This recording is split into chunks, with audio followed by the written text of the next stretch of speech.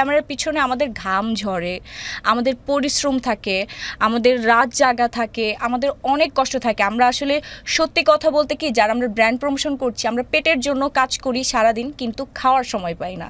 এটা হচ্ছে সত্য কথা। সেটা হচ্ছে আমার আর কি বিজনেস পেজে আমি আমার লাইফ স্টোরিটা আর কি মানে শেয়ার করে ফেলেছিলাম। এই জিনিসটা আসলে না করলে ভালো হতো। আমার বাচ্চাটা, আমার ছোট বাচ্চাটা কে হচ্ছে কবর দেওয়া হয়েছে আজিমপুর ইয়াতে গোরস্থানে, ওইখানেও আপু টাকা দিতে হচ্ছে আমার বাচ্চার কবরটা দেখাশোনা করার জন্য। এটা কিন্তু সত্য কথা। আপনি টাকা ছাড়া এখান থেকে ওইখানেও যেতে পারবেন না। টাকা ছাড়া আপনার পৃথিবীতে কোনো দাম নেই। আসসালামু আলাইকুম আপু, আলহামদুলিল্লাহ আমি অনেক ভালো আছি। তুমি কেমন আছো? আলহামদুলিল্লাহ ভালো আছি। কেমন লাগছে ঢাকা এফএম এসে? খুবই ভালো লাগছে, বিশেষ করে হচ্ছে তোমাদের এনভায়রনমেন্টটা খুবই সুন্দর। এত সুন্দর একটা লোকেশনে তুমি জব করো, খুবই খুবই সুন্দর। ইভেন তোমাকে বেশি ভালো লাগছে, তুমি তোমার টিপটা বিশেষ করে অনেক Thank মানিয়েছে you. তোমাকে। ইভেন হচ্ছে তোমার হেয়ারটা অনেক সুন্দর, ইভেন অনেক সুইট, অনেক আমি সুইট। এখন লজ্জা পাবো। আমি লজ্জা পাবো।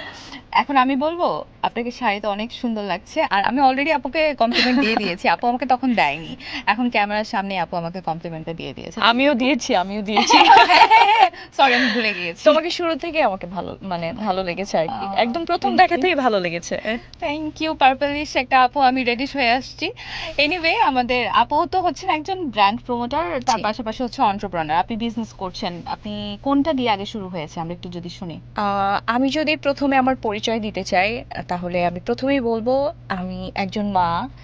তারপর আমি যেটা বলবো আমি একজন স্ত্রী। তারপর হচ্ছে আমি একজন বিজনেস ওমেন, আমি একজন নারী উদ্যোক্তা, এবং পাশাপাশি আমি বিভিন্ন ব্র্যান্ডকে প্রমোশন করছি। আচ্ছা, আমি একজন সফল নারী উদ্যোক্তা বলতে পারি, যেহেতু আমি আমার বিজনেস সেক্টরে আলহামদুলিল্লাহ আমি ভালো করেছি। খুব কম সময়ের মধ্যে আমি ভালো করেছি, খুব দ্রুত গতিতে আমি আমার বিজনেসটাকে ডেভেলপ করে ফেলেছি। ইভেন এর পাশাপাশি আমার মতো যারা নারী উদ্যোক্তা আছে তাদেরকেও আমি সাহায্য করছি, হেল্প করছি।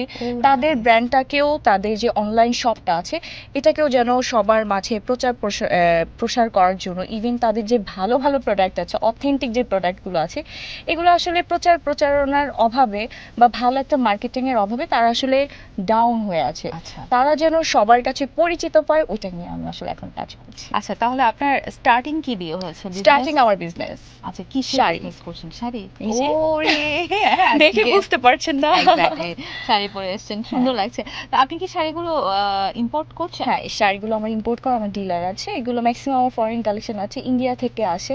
ইন্ডিয়ার শাড়ি তো হচ্ছে পুরো পৃথিবীতে আর কি ছড়িয়ে গিয়েছে। ইন্ডিয়ানরা আসলে শাড়ির জন্য খুবই বিখ্যাত। আমাদের বাংলাদেশেও অনেক শাড়ি আছে ফেমাস, যেগুলো ইন্ডিয়ারা ধারে কাছেও যেতে পারবে না। আবার ইন্ডিয়ান অনেক শাড়ি আছে যেগুলো কিনা তুমুল চাহিদা এবং তুমুল পরিমাণে আর কি আমাদের কাছে অর্ডার আসে, অনেক ডিমান্ডিং। বিশেষ করে আমার পেজের শাড়িগুলো, যেই আপনি মেবি দেখেছেন। হ্যাঁ, হ্যাঁ। আচ্ছা, আপনি আর তুমি মিক্সড করে কোনো ফেলেছি। সমস্যা নাই। আপনি আমাকে তুমিও বলতে পারেন, আপনিও তুমি বলতে পারেন। বললে আমি আমার আপনি কাছে বলছি তো, এজন্য মেবি তুমি আমাকে তুমি করে আচ্ছা, বললে ঠিক আমি আছে, বেশি আর কি কমফোর্ট ফিল করবো।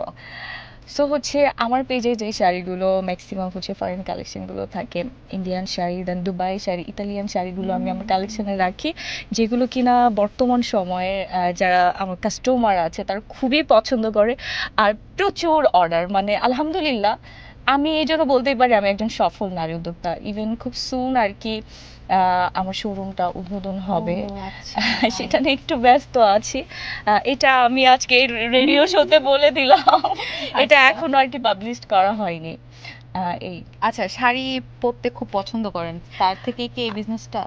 শাড়ি পরতে পছন্দ করি বলে এখানে ছোট একটা গল্প বলতেই হয় তোমাকে। Of course. আমি যাকে আইডল হিসেবে মানি, দুইজন মেয়েকে দুইজন মেয়েকে আমি আমার আইডল হিসেবে মানি, ইভেন তাদেরকে আমি ফলো করি। সে প্রথমে থাকবেন হচ্ছে আমার মা, যাকে কিনা আমি ছোটবেলা থেকেই দেখেছি সে শাড়ি পরে। তার শাড়ির আঁচল দিয়ে আমি খাবারের পর মুখ মুছতাম, তারপরে তার শাড়ি দিয়ে আমি শাড়ি পরতাম। আর টিভি স্ক্রিনে যাকে দেখতাম সে হচ্ছেন আমাদের মাননীয় প্রধানমন্ত্রী জননেত্রী শেখ হাসিনা। উনি যখন শাড়ি পরে এইভাবে যখন দেখতাম, উনি পুরো দেশটাকে চালাচ্ছে। হ্যাঁ, একদম ছোটবেলা থেকে টিভি স্ক্রিনে দেখে আসছি, অনেক অনেক সুইট লাগতো। তখন তো এত কিছু বুঝতাম না, আমি ভাবতাম উনি আমাদের রানী রানী বাংলাদেশের রানী, বাংলাদেশের রানী। অনেক সুইট। মানে উনি শাড়ি পরে, মানে এটাই মনে হয় প্রধান ড্রেস কোড। যেহেতু রানী শাড়ি পরেছে তার মানে বাংলাদেশের নারীদেরকেই শাড়ি পরতে হবে। তখন থেকেই আমি একদম ছোটবেলা থেকে মানে 6-7 বছর বয়স থেকে আমার বোনের ওড়না, তারপরে হচ্ছে বাসার যে তাওয়েল ছিল, আম্মুর শাড়ি ছিল, ওগুলো দিয়ে আমি শাড়ি পরতাম। মানে এইটা আমার পছন্দের সব থেকে একটা ড্রেস কোড, সেটা হচ্ছে শাড়ি। আর শাড়ি পরলে আমাকে ভালোই লাগে, আর সব হ্যাঁ, মেয়েকেই ভালো লাগে লাগছে, শাড়ি আসলে পরলে। এটা সত্যি কথা, ভালো লাগে। আপু, আপনার এই বিজনেসটা আপনি কত বছর ধরে করছেন? আমার বিজনেসটা শুরু হয়েছে 2 বছর ধরে। 2 বছর। হ্যাঁ। 2 বছর, এই 2 বছরের জার্নিতে আপনি কি কোনো চ্যালেঞ্জেস ফেস করেছেন? আমি চ্যালেঞ্জেস ফেস করিনি। আমি যেটা করেছি 2 বছর ধরে আমি কঠোর পরিশ্রম করেছি। আচ্ছা। আমার একটাই চিন্তা ছিল যে আমার পরিশ্রম কখনো আমাকে ধোঁকা দিবে না। আমি আগে জব হোল্ডার ছিলাম। আমার জবটা সামহাও চলে যায়। তারপরে আমি আসলে ভেঙে পড়িনি।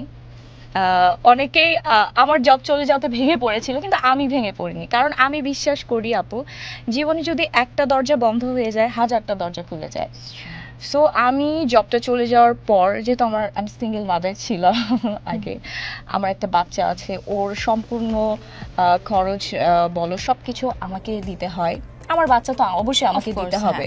তো তার জন্য আমি ওই টাইমটাতে যখন আমার জবটা চলে যায়, তখন হুট করে আমার মাথায় আসে যে আমি কিছু একটা করব। এবং আমি 2000 টাকা দিয়ে আসলে শুরু করেই ফেলি, এটা খেলার ছলে। 2000 টাকা 2000 টাকা দিয়ে আমি আমার বিজনেস স্টার্ট করেছি।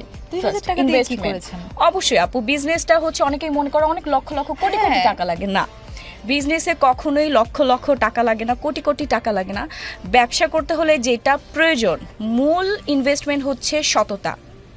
সততা, নীতি ঠিক রাখতে হবে, এবং ভালো একটা প্রোডাক্ট যেটা দিয়ে কিনা সে বিজনেস করতে চাচ্ছে, তার প্রোডাক্টের উপর তার 100% কনফিডেন্স থাকতে হবে যে আমার প্রোডাক্টটা ভালো। তার মানে তার সেল হবেই হবে। পাশাপাশি হচ্ছে অনেক বেশি পরিমাণে সময় দিতে হবে বিজনেসে, এটা আরো সত্যি কথা। আরো অনেক অনেক পরিশ্রম করতে হবে। পরিশ্রম ছাড়া কখনোই আপু সৌভাগ্যের প্রসূতি আসে না। এটা কিন্তু আমরা ছোটবেলায় পড়েছি বইতে, ভাব সম্প্রসারণ, তখনই কিন্তু এগুলো আমরা পড়ে এসেছি যে পরিশ্রমী হচ্ছে সৌভাগ্যের প্রসূতি। তো আমি যেটা মনে করি এবং আমার সাথে যেটা হয়েছে, আমি যথেষ্ট পরিশ্রম করেছি। ইভেন আমি প্রচন্ড পরিশ্রমী আপু, আমি কখনো 1 মিনিট স্থির থাকতে পারি না। আমি একটার পর একটা আমি করতেই থাকি যে আচ্ছা। আমি যদি কাজ করি, আমার কাজ আমাকে কখনো ধোঁকা দিবে না। ইভেন কাজ তো আসলে সবাই করে, তাই না আপু? True. একটা কথা কিন্তু এখানে আসেই যে কাজ তো সবাই করে, সাকসেস তো সবাই হতে পারে না। আসলে আমাদের জীবনটা, এখানে আমি আরেকটা গল্প বলি, গল্প বলতেই হচ্ছে, একটা গল্প শুনেছেন না যে সিংহ বনে সিংহ থাকে, গাধাও থাকে। তো সিংহ কিন্তু সব থেকে বেশি ঘুমায়, আর গাধা হচ্ছে সব থেকে বেশি পরিশ্রম করে। কিন্তু সিংহ এত ঘুমিয়ে কিভাবে বনের রাজা হয়ে গেল, আর গাধা সারাদিন গাধার মতো খাটার পরেও সে কিভাবে বনের রাজা হলো না? সো খাটতে হবে, পরিশ্রম করতে হবে বুদ্ধিমত্তার সাথে। আপনি বুদ্ধি ছাড়া যদি সারাদিন পরিশ্রম করেন গাধার মতো, আপনি গাধাই থেকে যাবেন। এটা সত্যি কথা। আচ্ছা আপু, ব্র্যান্ড প্রমোশনটা কবে থেকে করছেন? শুরু করেছি 2021 সাল থেকে। আচ্ছা। বেশ কয়েকটা বড় বড় ব্র্যান্ডের সাথে আমি কাজ করেছি। দেন আমি চিটাগং আইডলে আর কি টপ রাউন্ডে 2-তে ছিলাম, ফিমেল 2-তে ছিলাম আর কি, যখন চিটাগংয়ে থাকতাম। ইভেন বাহ। আরো কিছু আর কি অ্যাচিভমেন্ট আছে। আচ্ছা, চিটাং আইডলে এটা কি গানের জন্য ছিল? না না, গানের জন্য না, এটা হচ্ছে বিউটি একটা। ও আচ্ছা আচ্ছা আচ্ছা আচ্ছা, ওকে।